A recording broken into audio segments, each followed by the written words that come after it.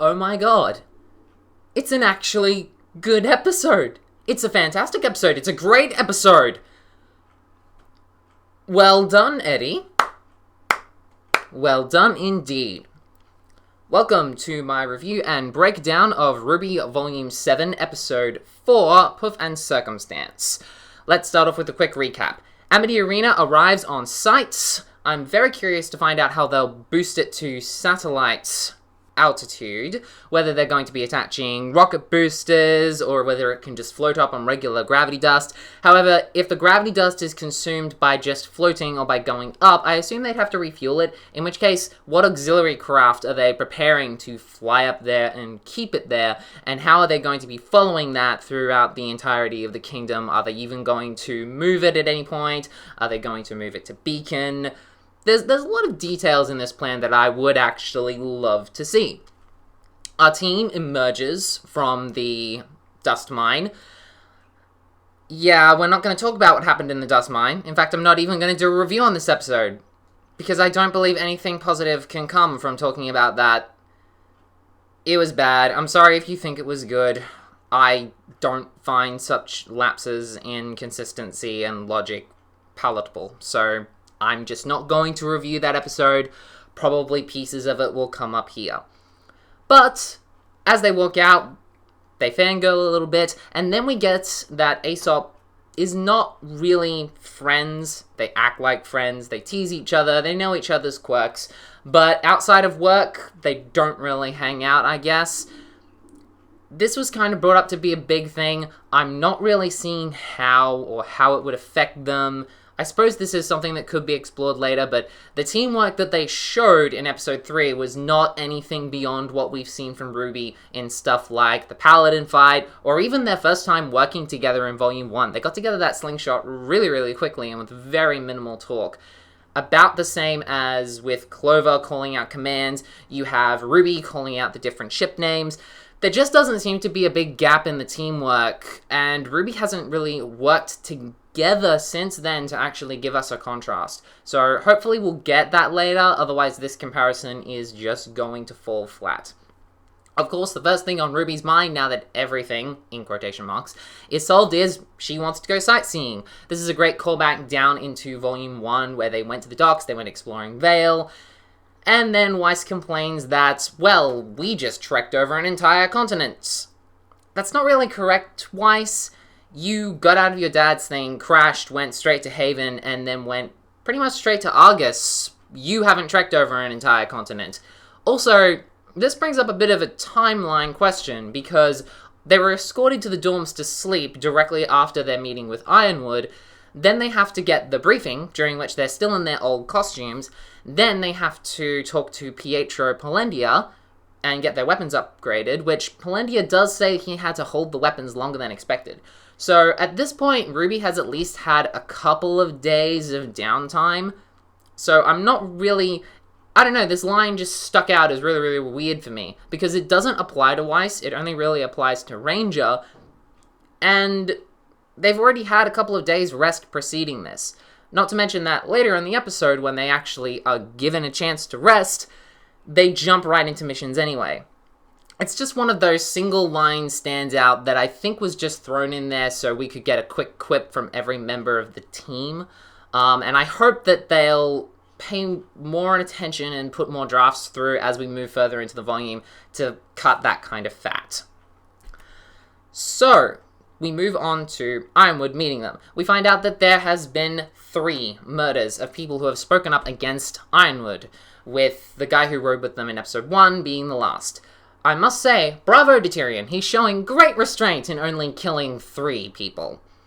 Ironwood says he's unconcerned about his public image. Hashtag I an idiot. Public image, especially in a world like RWBY, is the most important thing, and we'll get into why a little bit later. Of course, then Jux arrives, and he's throwing somewhat of a tissy fit about this and that. Oh, the embargo is hurting my business in a way that we haven't really disclosed. Oh, you've overextended yourself in a way that I'm not going to explain. He tries to get to Weiss, but he really can't because Ironwood's there, so no slapping this time, Jux. Sorry, I know it's one of your favorite pastimes. And then Jux attempts to try and guilt Weiss by talking about her mother. Apparently she hasn't moved or anything like that. This fell completely flat for me. Because 1, we haven't even met Willow yet. 2, all the implications or indicators of her presence are that she just spends the entire time drinking or sitting around anyway. As far as we know, she didn't even see Weiss face to face in the entire 6 to 8 months that she was at White Castle. So I really fail to see how we are meant to take this as some sort of guilt trip when, quite frankly, it doesn't seem like Willow ever had a connection to Weiss. There isn't really any referencing between them, that there's never been any dialogue, and all of the traits that she seems to have picked up, much like RWBY with Crow, are tied onto Winter, not Willow. So, I don't know, I don't know if it's Jux trying to pull on a very weak string, but I don't think it would have worked, and I don't think it should have worked, and at the very least, it shouldn't work for the audience, because we have no frame of reference to draw on for this. Really, Weiss, it doesn't seem like her mother was ever good to her in the first place, that she had any good times with her, that she has any positive feelings of her whatsoever. So I don't see why this was used as a card.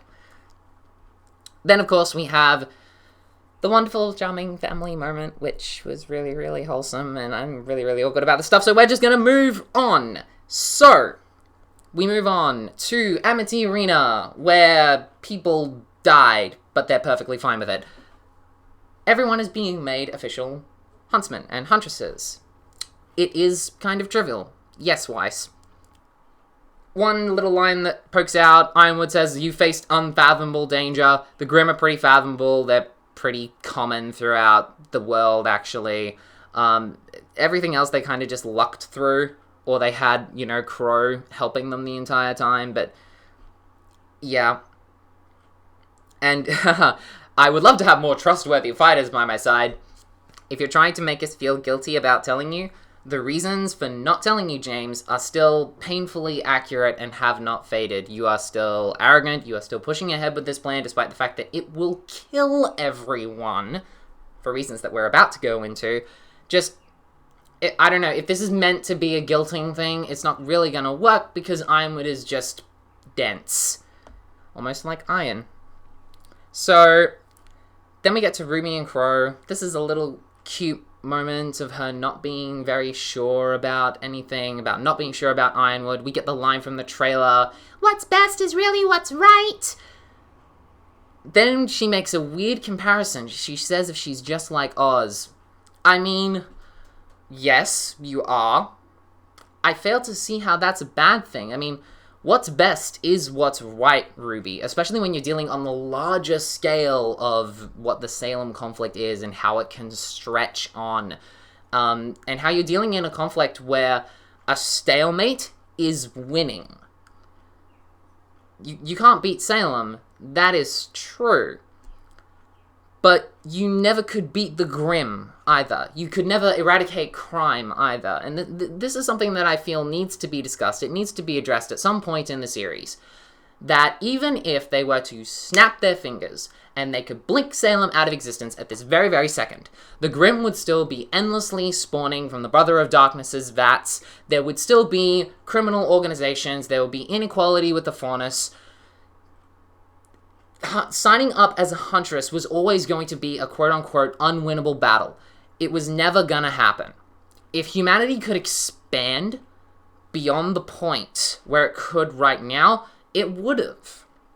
But the Grimm are just constantly pressing on it. And Salem is not controlling and commanding every Grimm to press and attack. It just happens, and it's gonna keep happening. There's no win. There never was a win. Whether Salem existed or not, there's never going to be a win. So this idea that Salem couldn't be destroyed, but we pressed on anyway against the threat we were already facing, I don't know, it just doesn't work for me.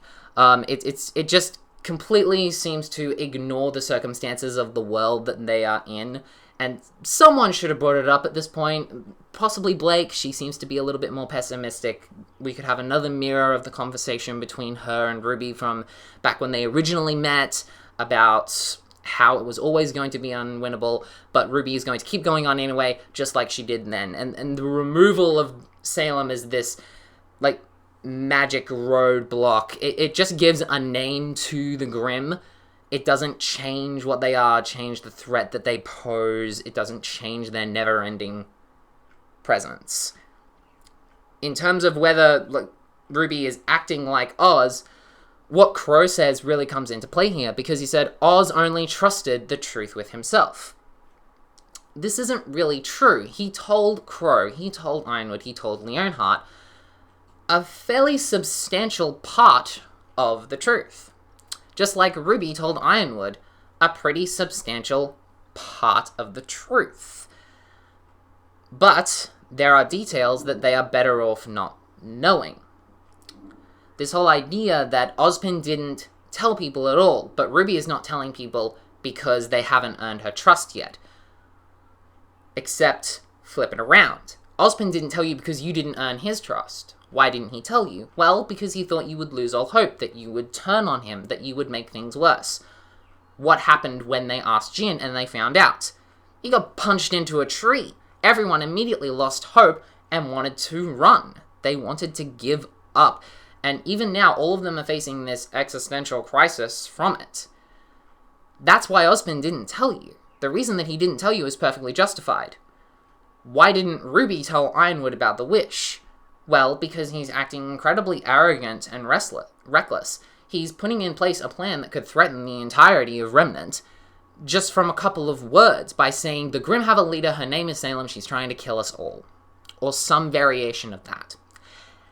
And the amount of panic and negative activity it could cause could seriously end the planet, and his army of Tin Men isn't going to help. They can't even deal with a couple of stray sabers.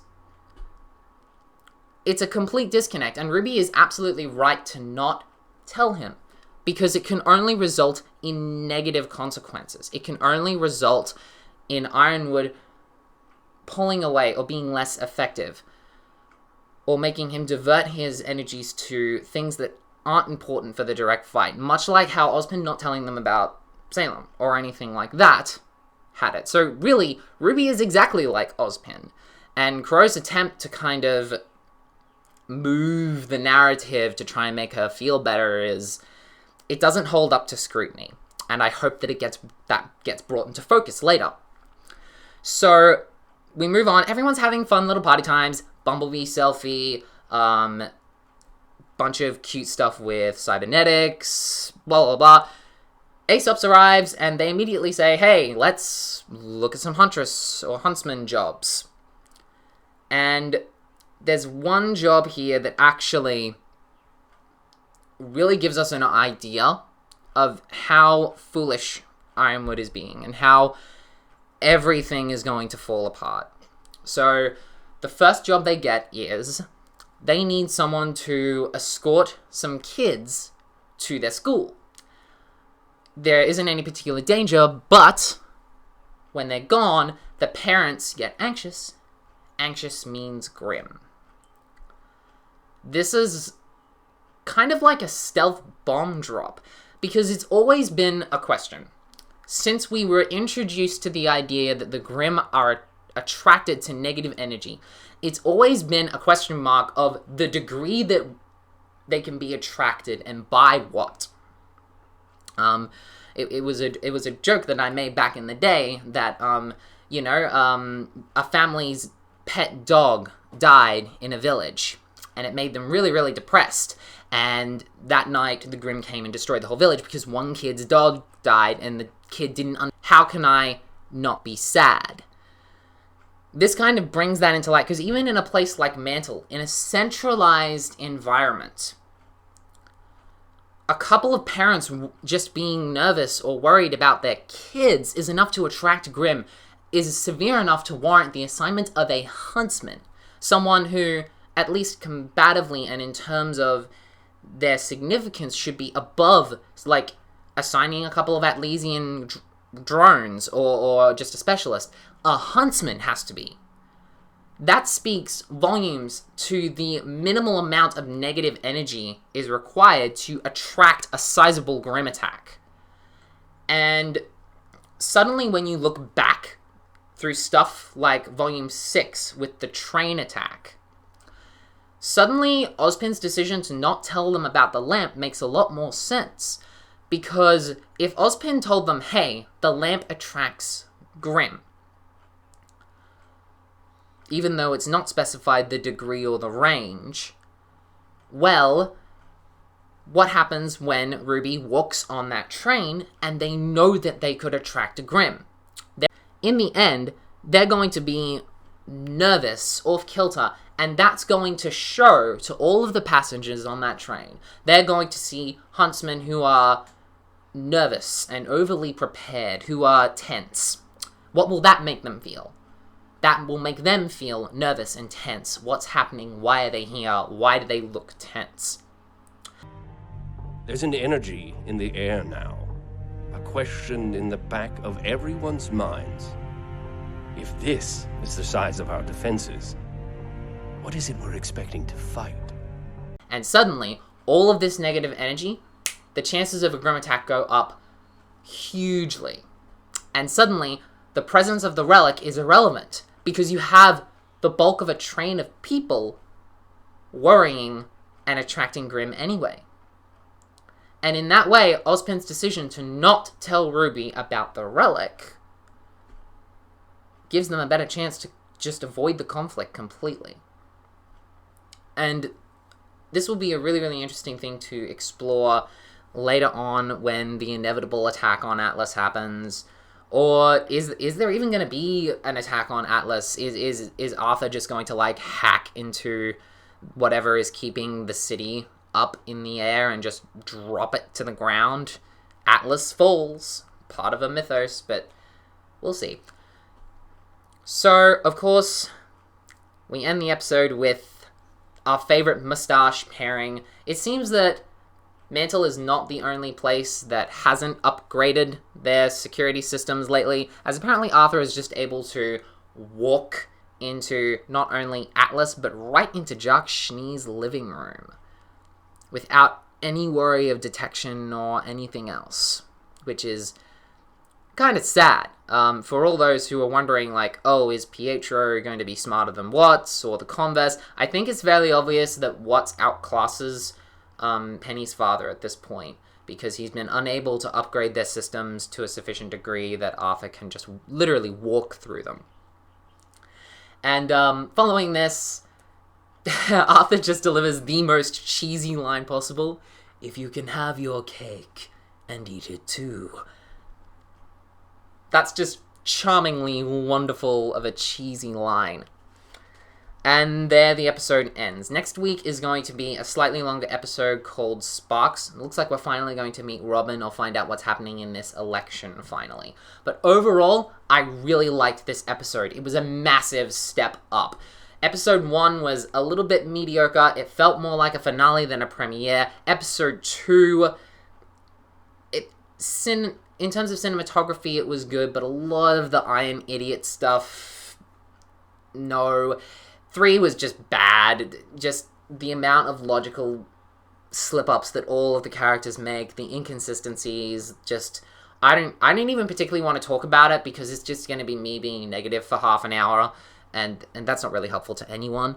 But this episode was amazing. This episode was great. There was a lot of setup. There was a lot of subtle cues. Just absolutely great. There were a lot of little hints of lore drops that explain things in past instances, like the degree of attraction it takes for Grim.